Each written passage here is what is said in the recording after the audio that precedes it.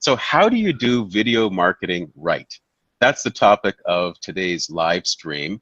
This is T at Taxevity. I am Pramod Sharma, the actuary at Taxevity Insurance, where we transfer financial risks with life and health insurance. We have a special guest today. Who are you and what do you do when you're not being interviewed? Good question. Well, we talked about T, but there's more to it than that. So my name is Kaegan. I'm head of growth and community here at Lumen 5. Lumen 5 is a tool that allows marketers, or really anybody, to take a blog post or an article and to turn that into a video. The problem space that we sort of operate in is more and more you need to be on Facebook, you need to be on Twitter, you need to be on Instagram, you need to be on YouTube like we are right now. And there's just so many platforms and you have to be multimodal. It's hard. What we let you do is take a piece of content that you already have and turn that into a video, and then suddenly you're covering, you know, it's two birds, one stone kind of a thing. So that's what we do. When I'm not at work, I've been trying to go to the gym. I'm keeping up my New Year's resolution really well. I've been to the gym every day since Christmas, so pat on the back for me. Yay.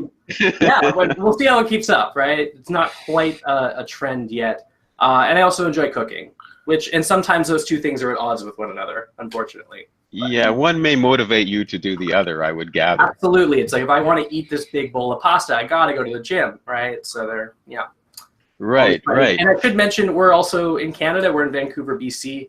So we're a proud Canadian startup, proud Canadian tech company.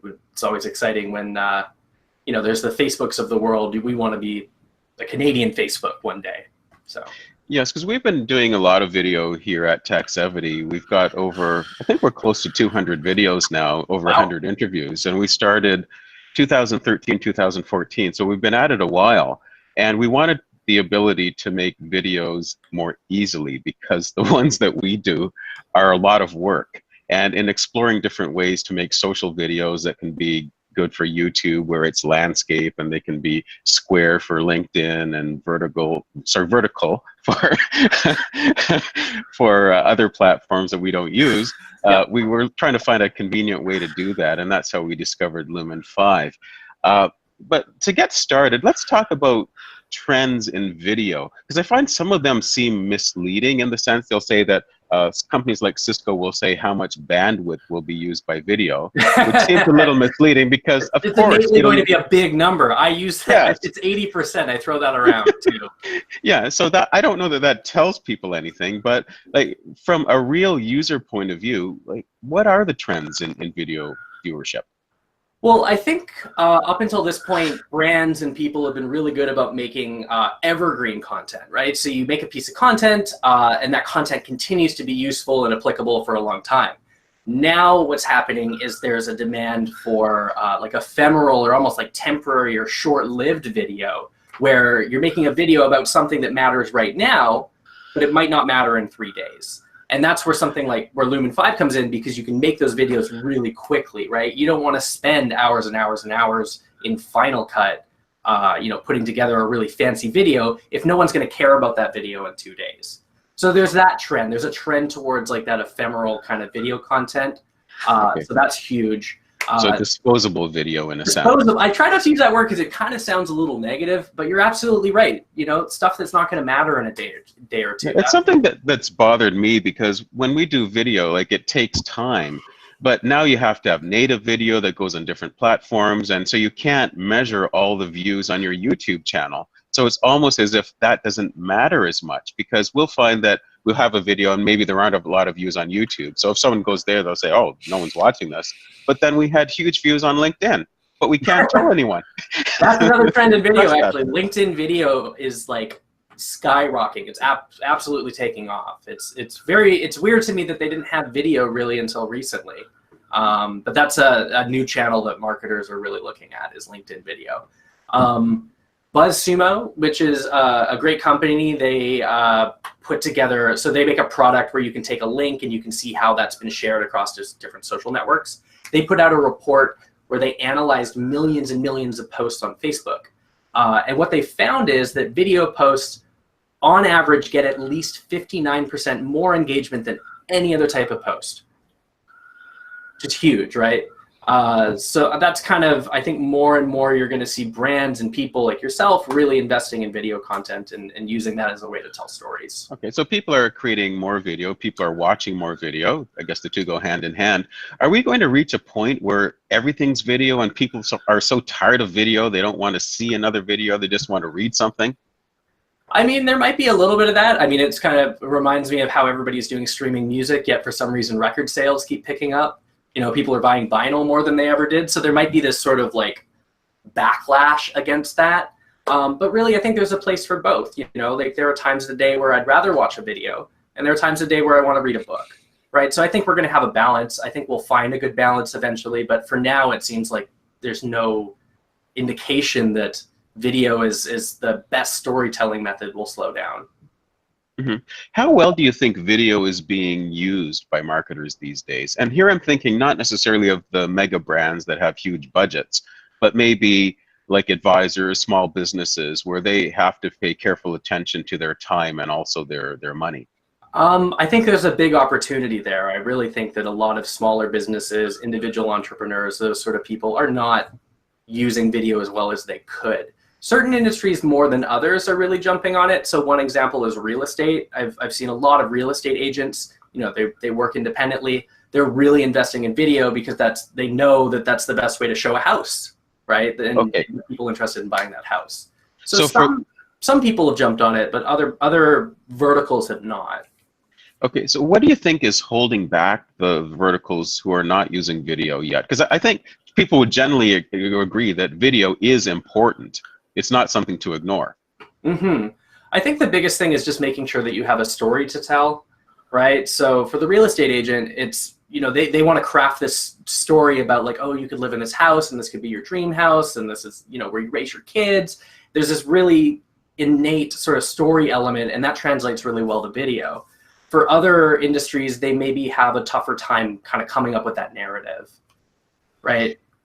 Yeah, I think you're right about that, because with a house, there's something tangible to look at. But if you look at, say, insurance as an example, our vertical, it's not something you can even touch. At the end, you get a paper contract, but those are going digital also.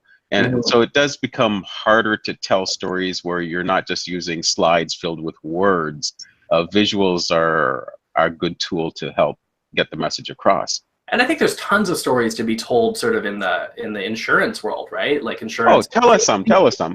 Well, I mean, I don't know. You probably know this better than me, right? I've got my notepad.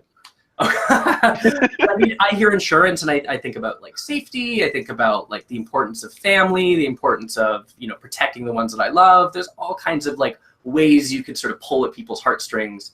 And we know that video, like there's a stat that I throw around, people retain 10% of what they read and 80 to 90% of what they see in a video. You could really get that story across better with video than other methods. Yeah, so can you just tell us a little bit about the kind of video that people make with Lumen 5? Yeah, so Lumen 5, you've probably seen a Lumen 5 video on your Facebook feed or on your Twitter feed at some point, almost guaranteed. The type of video we make is you'll have a moving background, either an image with some movement or a video with some movement, and then text over top of that, and that text is what's telling the story. The reason this type of video has become so popular is that 80% of all videos watched on mobile devices are watched with the sound off. So you can absorb a Lumen 5 video without having to listen to it, and that's really key, because, you know, people are, you know, watching videos in line at Starbucks or on the bus or in bed at night, and they don't want to wake up their partner, right? Like they're taking in that content without sound, and Lumen 5 excels at that kind of video. Yeah, because I started noticing that with news stories where there'd be the full written article, and sometimes I'd read that, but other times, can I just watch something and have some visuals, you just like more interesting? This information to me, yeah. And the best videos that I see are ones that don't exactly retell the entire news article or the entire blog post. They take the key elements of that and put that in the video. If you just take like a 600-word blog post and put that in a slide format, that's not going to be very engaging. And to that point, like we recommend videos be under a minute, which a lot of people get way carried away with making videos, and they get much longer than that. But we find the best results are under a minute. And actually this year, Facebook is recommending videos be 15 seconds. 15? 15 seconds. Oh. Yeah, that's the number they're Okay. telling marketers. They're saying, you know what? We've looked at the data. The best videos are as short as 15 seconds. Go there. It seems wild even to me, but when you start to think about the stories platform taking off, stories are all 15 seconds long. So it's what consumers are kind of getting used to. They're used to these short little blip stories that are, 15 seconds long. Yeah, it just shows how things are changing so rapidly, and it's important to have different kinds of videos. One of the things that I didn't think was especially useful in Lumen 5, and then in the last week I actually started using it, is No, good. You've got like artificial intelligence, where basically you can take a blog post or a link to something that's already on the internet, and then your AI will go in and it'll pick out some sentences and then turn that into a video. And to me, as a purist, because I thought if you're writing for the screen, then you should really be like writing a script that's just for that. But I had an article, it was about insurance essentials for women. And I was lazy, and I didn't really want to take the blog post, which hasn't been published yet, and turn it into a video. So I just pasted that into Lumen 5. And it did an amazing job at picking out good sentences. I wasn't sure where this was going. I was like, no, if it was bad, I wouldn't be using this story. Good. So I'm guessing that things like the AI keep getting better as it gets used more. Yeah, so that's so there's the AI, and then there's machine learning. That's kind of what you're referring to. Machine learning is where it can take a data set, and we're continuously growing this data set when people use Lumen 5, and using that to train our system. So if we make recommendations about media to use, and you change it to something else, we take that input as like a correction, essentially.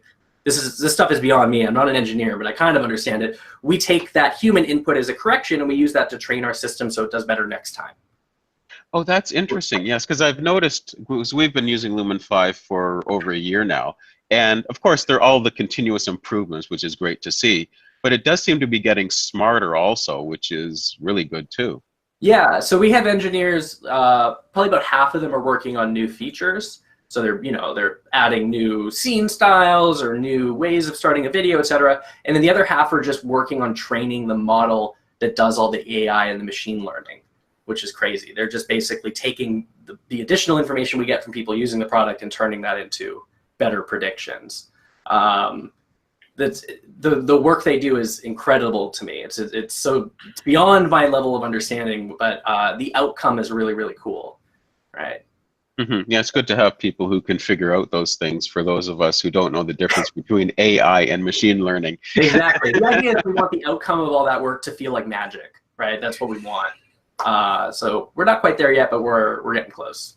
Right. So based on the data that you have at Lumen 5, what's the frequency that people seem to post at? Ooh, very good question.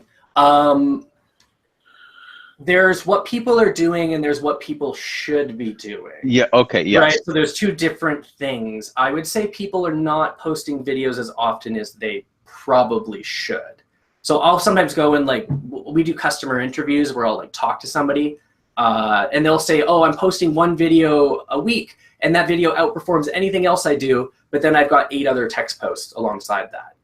Harkening back to that BuzzSumo article I was talking about, the spread that they're recommending now, that a lot of experts are recommending, is 70% video, 20% images, and 10% just regular link text posts. Okay, so you're talking about that's in what terms of numbers. Yeah. Okay, and the videos could be relatively short, like maybe 15 seconds to 30 seconds or to a minute?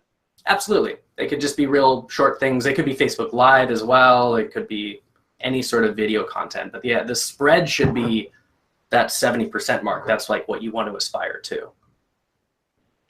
Okay, so we may be a little below that ourselves. Hey, you set goals, right? I got my goal to go to the gym every day this year. Probably won't hit it, but I'm still going to get to a good point, right? Same with this. If you can get to 50% video posts, that's still an amazing achievement. Okay, so that's interesting. So things have really changed, or I guess the best practices are changing. Absolutely. Yeah, go ahead. Okay, so we've got our audience also, and so we should give them a chance to ask their questions too. Is there something you wanted to say before Jeevan goes and starts bringing in questions from the audience? Nothing specifically. I would just love to have questions really about anything to do with marketing, and I'll do my best to answer those sorts of questions. Okay, that sounds perfect. So Jeevan, you're at the controls. What's the first question that we can pass on to Kaegan to answer? Okay, so what's the biggest mistake you've seen people make when trying to market themselves or their business using video or just in general? If we talk about video specifically, the biggest mistake is that they make videos that are too long, right? So I kind of alluded to this earlier. The best performing videos are short ones, right? Just imagine yourself on your phone, scrolling through Facebook, scrolling through Instagram. It's so easy to move on to the next piece of content. So easy. You just have one flick and you've moved on. So really you want to capture people's attention and just sort of respect their time and just know that within a short period of time they're going to go on to the next thing. You know, one of the things that really bothered me about video is I like the idea of putting everything on YouTube and then just having links to it. But on LinkedIn, as an example, and I'm sure other platforms, the video won't autoplay unless it's native. Yeah. And so that means that you need the video to be on LinkedIn also. Now on YouTube, you need a landscape video typically. And on LinkedIn, it looks like a square video might be better. So now you need to have two videos potentially if you want the best results. And without a tool like Lumen 5, it's a real pain to have a video that's both square and landscape and maybe even vertical. Yeah, I mean, the reason they do that is like if you just post a YouTube link on LinkedIn, there's no opportunity for them to get ad revenue. Whereas if you upload it natively, there's an opportunity for them to inject an advertisement potentially. LinkedIn isn't actually doing that a whole lot right now, but they will be able to. Same with Facebook, though. They definitely will show ads in front of your videos. So that's why they want you to natively post it so they can do that.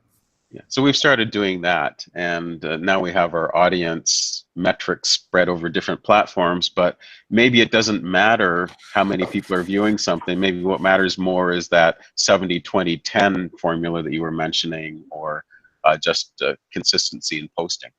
Yeah, and then also engagement, right? So looking at, that's the other thing that's better with video. People are more likely to share it. They're more likely to write comments. They're more likely to do engaging things. And when most social media platforms see engagement, then they'll expand the reach of that post. They'll assume, oh, this is interesting content. We'll show it to more people. Mm-hmm. Yeah, sorry, Jeevan, sorry for interrupting. More questions? Yeah, bring the next question. Sure. So for someone who's just starting out with video, in terms of thought process, where should someone start? Like, should they start with thinking of their mission statement for the company, or what's a good starting point for approaching video? I think step one is to really think about the story you want to tell. Do you want to tell a story about your customer? Do you want to tell a story about yourself? Figure that part out. What's the narrative that you want to use, and like the narrative thread that goes through the different content that you make. In terms of the lowest barrier to entry, I'm actually not going to recommend Lumen 5. I'm going to say doing like a selfie video is probably the place to start. Like Snapchat and Instagram and Facebook stories are the perfect place to just hold your phone up and start talking to your customers. I think that's like step one, do that. Okay, excellent. And do you think it's good to have a mix of different types of videos? For example, say, Lumen 5 video, and maybe also having that style you just recommended, or should people strive to have one consistent form of video format eventually? I think you want to try and hit as many different points as you can.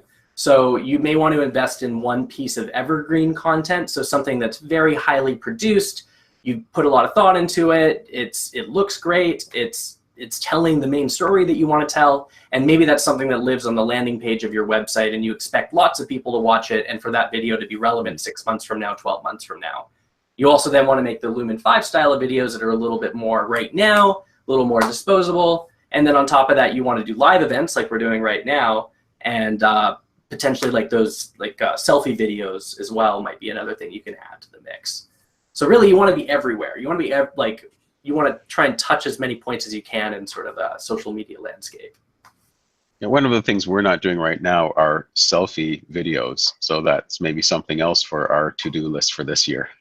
Yeah, because it's how consumers or people are communicating with one another, right? So if you as a business can kind of talk to them in the same way, you might connect better, right? Makes sense. Yeah. Okay, and I think we can have one last fun point there. Yeah. We're running a bunch of ads.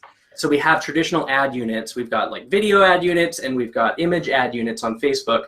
The one that's performing the best is actually a 15-second selfie video that I made of me that we're running as an ad.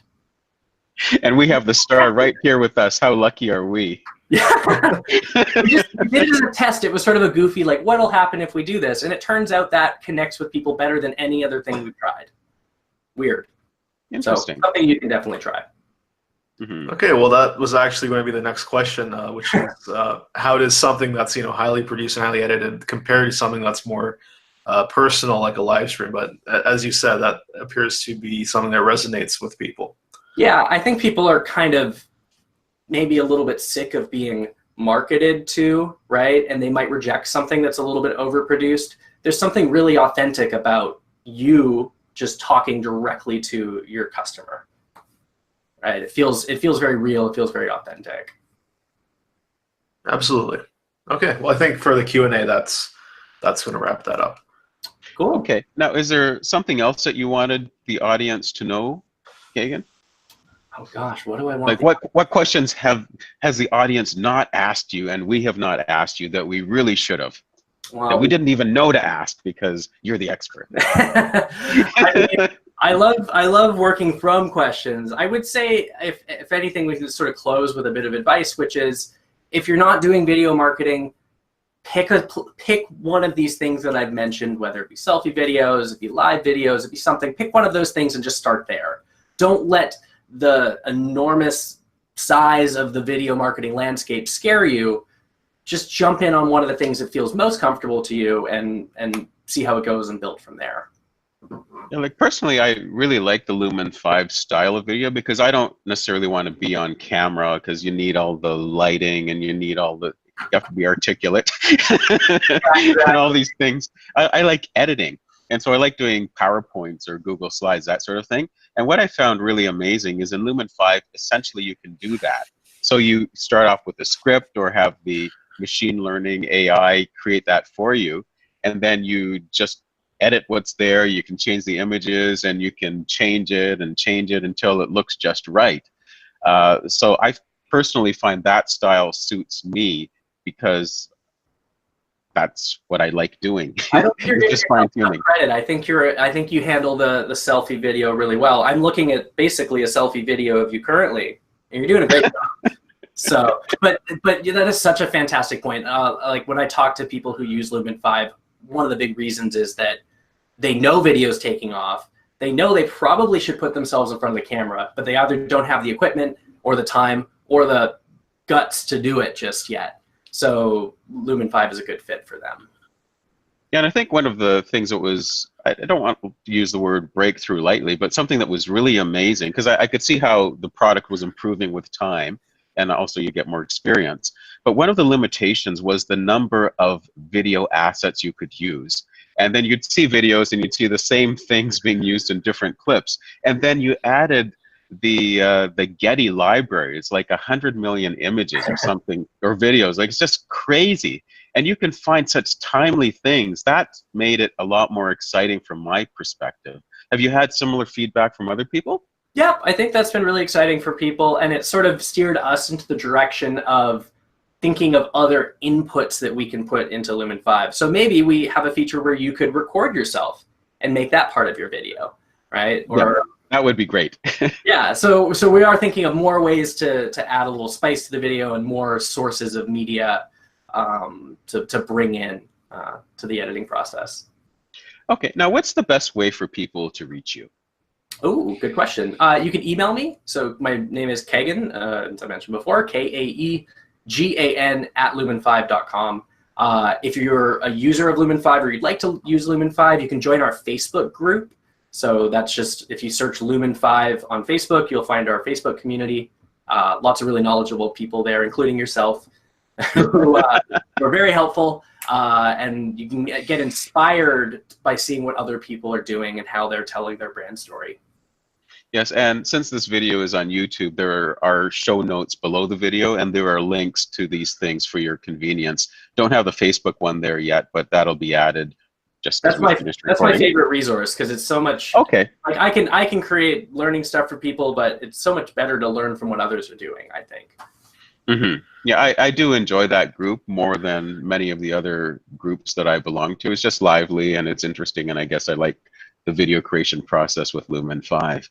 Now, okay, so thank you so much for being a guest, and that's the end of our episode. So thanks to everyone for watching. Thanks for having me. It's been a ton of fun. Hopefully everybody out there learned at least one little thing. That's my goal. Thanks. That's Thank the you end of for our coming by. Yeah. Cheers.